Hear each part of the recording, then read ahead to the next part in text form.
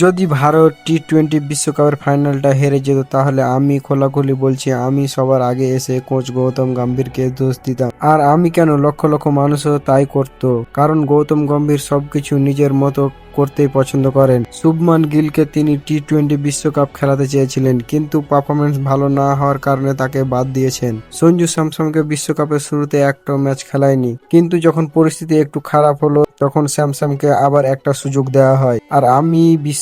আর বিশ্বকাপ জয়ের পর সেই সাফল্যের পেছনে স্পষ্টভাবে গৌতম গম্ভীরের নাম লেখা আছে। হয়তো টেস্ট ক্রিকেটে তিনি সেরা কোচ না হতে পারেন, কিন্তু ভারতীয় ক্রিকেট ইতিহাসে তিনি প্রথম কোচ হয়ে গেলেন যিনি টানা দুটো আইসিসি ট্রফি জিতেছেন। আর এখন কোথাও দেখা যাচ্ছে না গৌতম গম্ভীরকে ট্রফি নিয়ে নাচতে বা ইন্টারভিউ নিজের কীর্তি দাবি করতে।